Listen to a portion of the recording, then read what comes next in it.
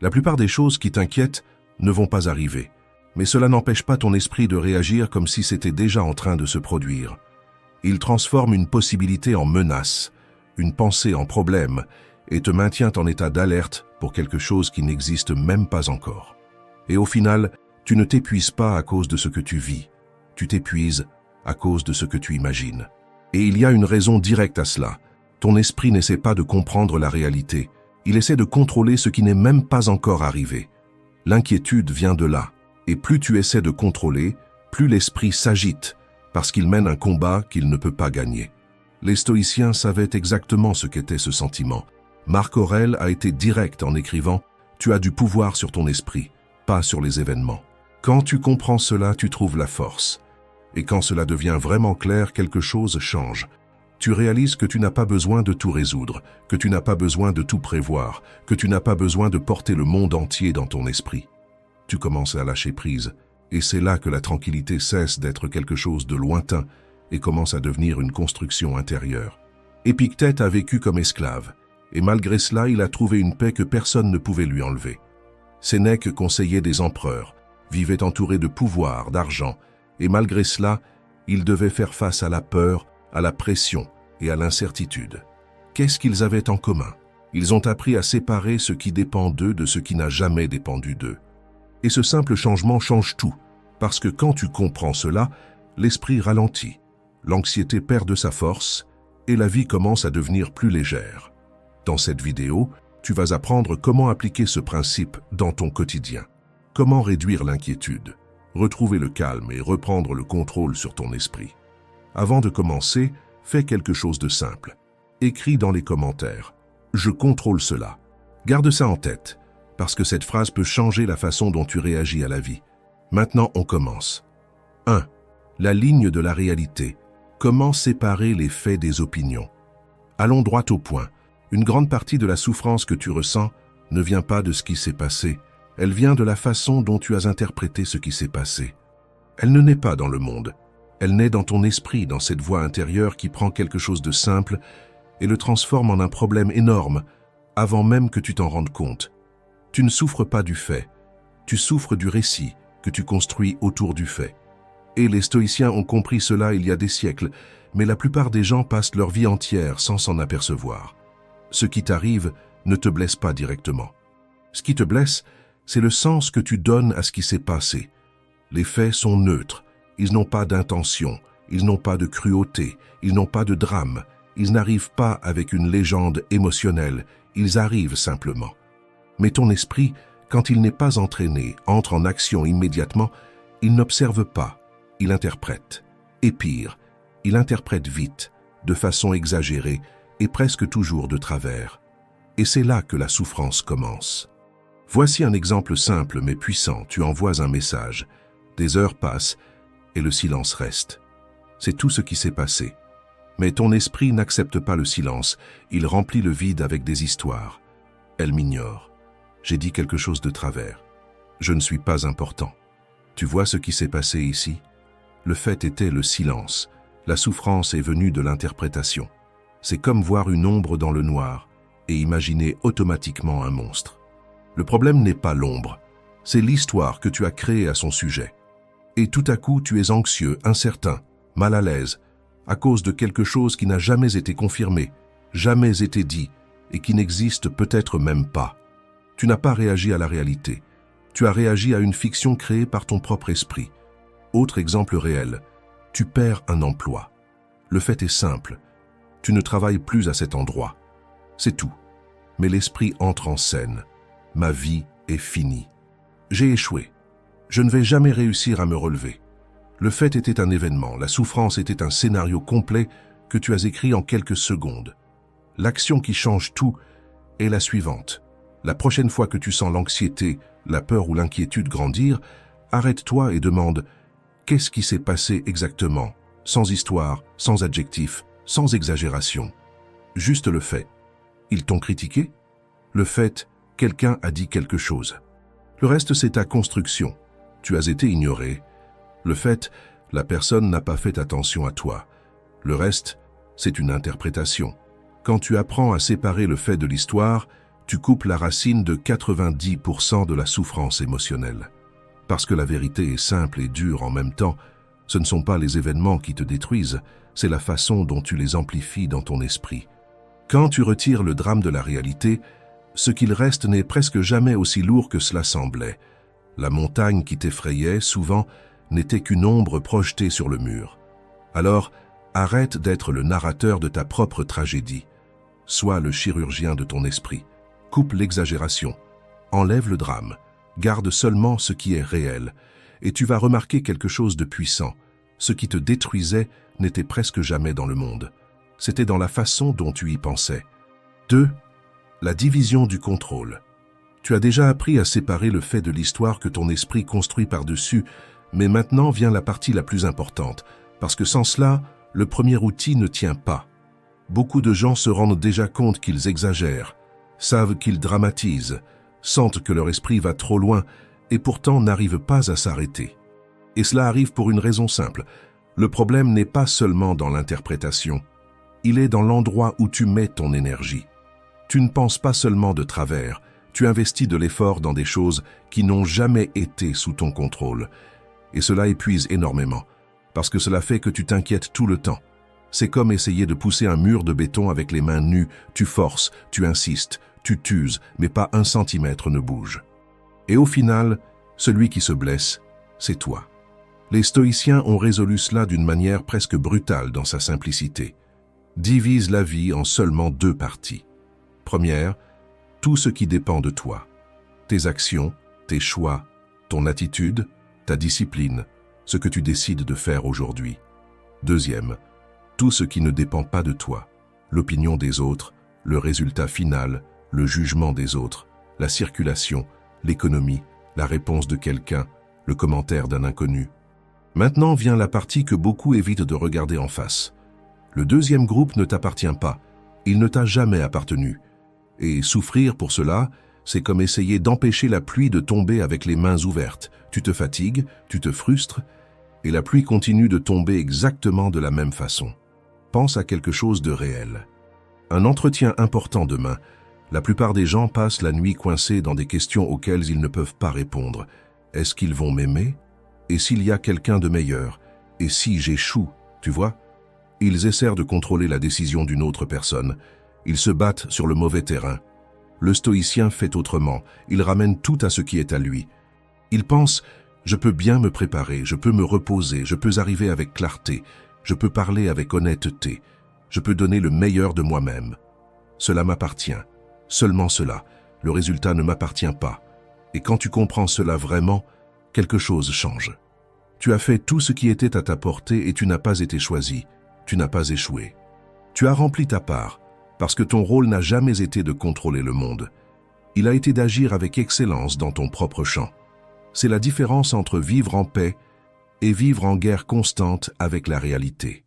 Alors, chaque fois que quelque chose commence à te ronger de l'intérieur, arrête-toi et demande-toi avec honnêteté, est-ce que cela dépend entièrement de moi? Si la réponse est non, arrête de porter cela. Je ne dis pas d'ignorer la vie. Je dis d'arrêter de souffrir pour quelque chose qui n'a jamais été entre tes mains, d'arrêter de lutter contre la réalité et de diriger ton énergie vers ce qui est à toi. Ton caractère, ton action, ta réponse, le reste, c'est du bruit. Et le jour où tu comprendras vraiment cela, pas seulement avec la tête, mais dans ton corps, dans la façon dont tu réagis, tu vas ressentir quelque chose que tu n'as peut-être pas ressenti depuis longtemps. De la légèreté. 3. L'affrontement nécessaire. Tu as déjà compris ce qui est sous ton contrôle et ce qui ne l'est pas, mais malgré cela, il existe un type d'inquiétude qui ne disparaît pas. Elle revient quand tout est silencieux, quand rien ne s'est passé, mais que quelque chose pourrait arriver. Elle ne vient pas du passé, elle vient du futur. Et précisément pour cela, elle est plus difficile à gérer, parce qu'elle n'a pas de forme, pas de visage, seulement une possibilité. Cette peur a une particularité, elle ne fonctionne que dans le noir. Dans l'incertitude, dans ce que tu évites de regarder, parce que ce que tu ne regardes pas, ton esprit l'agrandit, et plus tu évites, plus cela grandit. Parce que ce n'est pas le problème qui te paralyse, c'est le manque de clarté à son sujet. Les stoïciens avaient une réponse pour cela. Ils appelaient cela la préméditation de l'adversité. Et non, ce n'est pas imaginer le pire pour souffrir avant le moment, c'est imaginer le pire pour ne pas être pris au dépourvu. La plupart des gens entendent cela et pensent que c'est du pessimisme, mais c'est l'inverse, c'est de la préparation. Pense à ce qui t'inquiète le plus en ce moment. Perdre ton emploi, qu'une relation se termine, qu'un projet échoue ou que quelqu'un d'important parte. Maintenant, fais ce que la plupart évitent. Arrête-toi et visualise cela en train d'arriver, sans fuir, sans adoucir. Vois la scène complète, comme si c'était déjà réel. Parce que tant que tu évites d'y penser, ton esprit traite cela comme quelque chose d'inconnu. Et l'inconnu semble toujours plus grand que ce qu'il est réellement. Maintenant, continue, respire et remarque quelque chose d'essentiel. Tu es toujours là. Ton corps continue, ton esprit continue, ton caractère continue. Si tu perds ton emploi, tu as encore tes compétences, ta capacité à recommencer, comme des millions de personnes qui sont déjà tombées et sont revenues plus fortes. Si une relation se termine, la douleur existe, mais tu restes toi-même. Ton identité ne disparaît pas avec cela. Si tout ne se passe pas comme prévu, tu as encore la base qui soutient toute reconstruction, toi. Et voici le point qui change tout. La peur commence à diminuer non pas parce que le scénario cesse d'exister, mais parce qu'il cesse d'être inconnu. Quand tu traverses ce scénario dans ton esprit et que tu arrives jusqu'au bout et que tu te rends compte que tu es encore debout, quelque chose dans ton esprit change complètement. La peur ne disparaît pas, mais elle perd son pouvoir. Parce que maintenant elle a une forme, et ce qui a une forme peut être affronté, c'est comme allumer la lumière dans une pièce sombre. Ce qui semblait énorme a maintenant une limite. C'est cela qui construit une vraie confiance, pas celle qui dépend du fait que tout se passe bien, mais celle qui naît du fait de savoir que, si cela tourne mal, tu sauras comment agir. Et cela change complètement la façon dont tu vis. Le futur cesse d'être une menace constante et devient simplement quelque chose que tu es prêt à affronter. Cette technique stoïcienne n'est pas du pessimisme, c'est comme un entraînement invisible. Tu passes mentalement par ce que tu redoutes pour que, quand cela arrive, ce ne soit pas la première fois. Sénèque parlait de cela avec simplicité. Il conseillait d'imaginer les pertes et les difficultés, non pas pour vivre dans la peur, mais pour vivre préparé. Parce que celui qui entraîne son esprit avant ne se brise pas quand la vie le met à l'épreuve ensuite. 4. Le façonnage intérieur. Tu peux tout comprendre. Tu peux étudier, tu peux réfléchir, tu peux même être d'accord avec chaque idée, mais au moment où la vie se resserre vraiment, une seule chose compte, ce que tu as déjà vécu en pratique. Les outils précédents te donnent de la clarté, t'apprennent à séparer les faits des jugements, à lâcher ce qui n'est pas sous ton contrôle et à observer le pire scénario avec sang-froid. Mais il y a quelque chose qu'aucun d'eux ne peut te donner à lui seul, une résistance réelle. Parce que quand la douleur arrive, quand le problème est concret, quand il y a une vraie pression, la théorie ne soutient personne. Et c'est pour cela que tant de gens s'effondrent face aux premiers problèmes sérieux. Non pas parce qu'ils sont faibles, mais parce qu'ils ne se sont jamais entraînés. Ils ont vécu des années dans le confort, sans friction, sans avoir besoin de se dépasser, sans affronter un véritable inconfort, sans devoir produire des résultats sous pression. C'est comme quelqu'un qui n'a jamais soulevé de poids de sa vie et qui, soudain, doit porter quelque chose de lourd. Le corps ne répond pas, non pas parce qu'il est incapable, mais parce qu'il n'a jamais été préparé. L'esprit fonctionne de la même manière. La confiance n'est pas un joli sentiment qui apparaît de nulle part. La confiance est une trace interne. C'est le résultat d'expériences qui te prouvent à toi-même que tu tiens bon. Elle ne naît pas de phrases répétées devant le miroir. Elle naît des moments où tu as voulu abandonner et tu n'as pas abandonné. Des jours où c'était difficile et tu as continué. Des situations inconfortables où tu es resté ferme. Sans ces preuves, ton esprit n'a aucune raison de te faire confiance. Et c'est là qu'entre en jeu l'une des pratiques les plus puissantes du stoïcisme, l'inconfort volontaire. Chercher de petites difficultés de manière intentionnelle, avant que la vie n'impose des difficultés plus grandes, non comme une punition mais comme un entraînement. Comme un soldat qui se prépare avant la guerre, parce qu'attendre que la crise arrive pour découvrir si tu es fort, c'est le pire moment possible pour ce test. Alors tu commences petit, une douche froide quand tout en toi réclame de l'eau chaude. Sortir marcher quand il pleut et que le canapé paraît plus confortable. Rester quelques heures loin du téléphone même en sentant cette légère anxiété de vouloir le prendre, te lever quand le corps réclame encore 5 minutes, sentir la faim un peu plus longtemps avant de manger. Des choses simples, mais extrêmement puissantes, parce que chacune de ces actions envoie un message direct à ton cerveau. Je ne suis pas contrôlé par mes impulsions. Je décide. Je commande. Et quand ce message se répète tous les jours, tu cesses d'être quelqu'un qui réagit et tu deviens quelqu'un qui choisit. Et c'est la base de la vraie confiance, pas celle qui dépend que tout se passe bien, mais celle qui naît de la certitude que, même quand ça ne se passe pas bien, tu tiens bon. C'est la confiance de celui qui a déjà été dans l'inconfort et n'a pas été détruit par lui, de celui qui a déjà eu envie d'arrêter et a continué quand même. De celui qui a déjà affronté des jours difficiles et est resté debout. Ce type de confiance ne fluctue pas. Elle ne dépend pas de la validation, elle ne dépend pas des circonstances. Elle se construit, brique par brique, situation par situation, choix après choix. Alors arrête de chercher toujours le chemin le plus facile, parce que le chemin facile t'affaiblit silencieusement. Il te laisse sans préparation précisément pour le moment où tu as le plus besoin de force. Accueille la friction, accueille l'adversité, entraîne l'inconfort, entraîne ton autocontrôle. Fais-en une partie de ta routine, parce que quand le vrai problème arrivera, et il arrive toujours, tu ne trembleras pas. Tu reconnaîtras le terrain et tu sauras exactement quoi faire. 5. Le principe des 2 poignées que personne ne t'a enseigné. Épictète enseignait quelque chose qui, si tu le prends au sérieux, change complètement la manière dont tu traverses les moments difficiles. Tout ce qui arrive a 2 poignées. Une qui te permet de faire face avec fermeté et une autre qui t'entraîne à l'intérieur du problème. Et voici l'erreur que presque personne ne perçoit. Tu ne souffres pas seulement de ce qui s'est passé, tu souffres de la manière dont tu tiens ce qui s'est passé. Dans la pratique, cela se produit vite, automatiquement, presque invisiblement. Quelqu'un te manque de respect et en quelques secondes, tu transformes cela en quelque chose de personnel, comme si cela définissait qui tu es. Quelque chose ne se passe pas comme prévu et tu l'interprètes déjà comme un échec, comme si une erreur définissait tes capacités. Un plan ne fonctionne pas et tu traites déjà cela comme une perte totale, comme s'il n'y avait aucun ajustement possible. Et c'est là que l'inquiétude entre en jeu, non comme une réaction au fait, mais comme une construction au-dessus du fait. Tu ne penses pas seulement « ça n'a pas marché », tu commences à penser « et si tout continue à mal tourner ? Et si cela montre que je ne suis pas capable ? Et si les autres s'en rendent compte ?» Tu vois, le problème initial était petit, mais la manière dont tu le tiens commence à multiplier le poids. L'esprit ne fait pas que porter, il amplifie. Maintenant, visualise cela.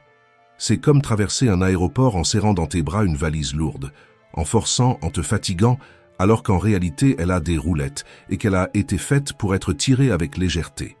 Le poids est le même, la valise n'a pas changé, mais la manière dont tu as choisi de la porter transforme complètement l'expérience.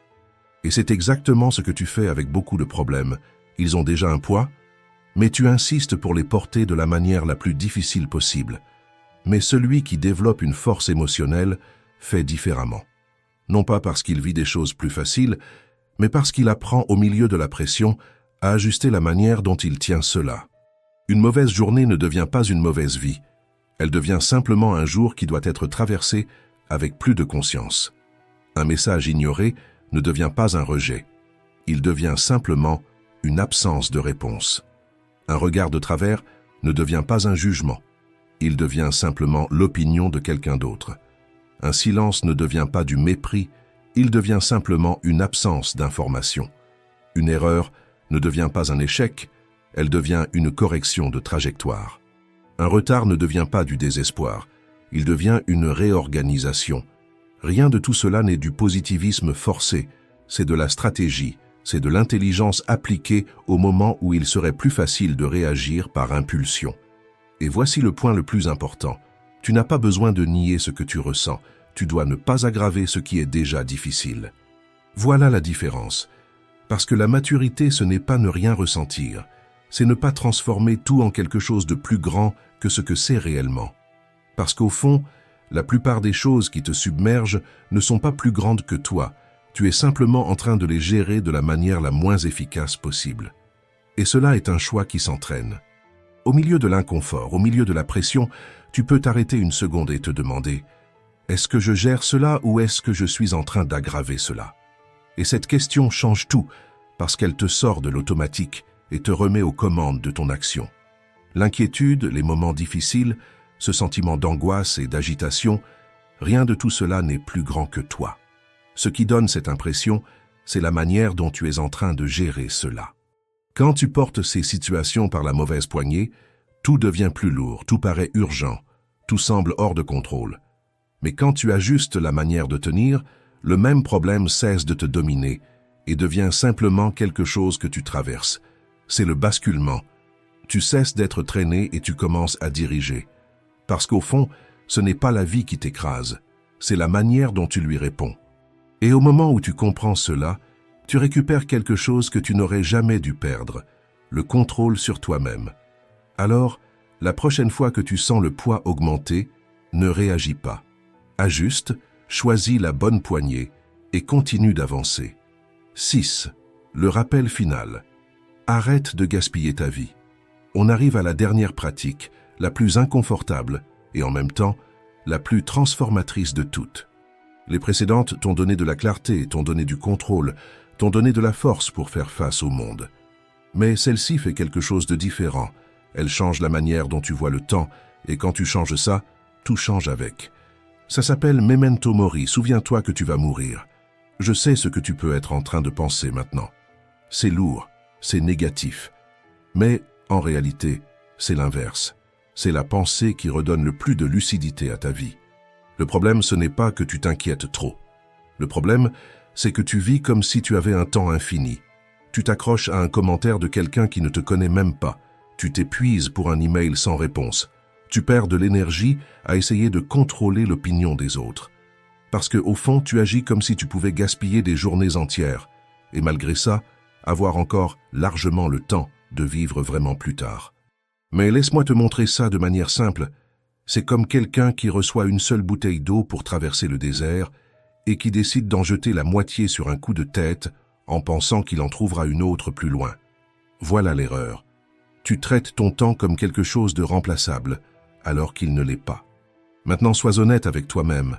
Si tu savais avec une certitude absolue qu'aujourd'hui est ton dernier jour, est-ce que tu accorderais encore de l'importance à ce message ignoré, à cette critique, à ce détail qui n'a pas été parfait? Ou est-ce que tu laisserais tout ça tomber comme quelque chose de trop petit pour être porté? Parce que c'est exactement ce que c'est, trop petit. Au fond, ce qui pèse vraiment, ce ne sont pas ces choses-là. Ce sont les personnes que tu aimes, les actions que tu entreprends, et la personne que tu choisis d'être pendant que tu as encore du temps. Memento Mori, ce n'est pas de la tristesse. C'est une question de priorité. C'est un filtre brutal, direct et honnête. Chaque fois qu'une inquiétude apparaît, pose-toi une seule question. Est-ce que ça aura encore de l'importance à la fin de ma vie? Si la réponse est non, et la plupart du temps, ce sera non, alors cette inquiétude ne mérite même pas une seconde de ton attention. C'est la règle, simple, claire, directe et libératrice, parce que ton temps est la seule ressource que tu possèdes vraiment, et c'est la seule que tu ne récupéreras jamais. L'argent revient, les opportunités reviennent, l'énergie revient, la vitalité revient, mais le temps, non. Alors arrête de le donner à l'anxiété, au ressentiment ou au besoin d'approbation. C'est comme donner de l'or en échange de sable. Utilise ton temps pour construire quelque chose de réel, pour renforcer qui tu es, pour agir avec intention. N'attends pas un bon moment, le scénario parfait. Il n'existe pas. Ce qui existe, c'est le moment que tu décides d'utiliser, la réalité dans laquelle tu es maintenant. Pense à quelqu'un qui a traversé des situations extrêmes, la guerre, la perte, le manque, et qui malgré tout a gardé un esprit solide.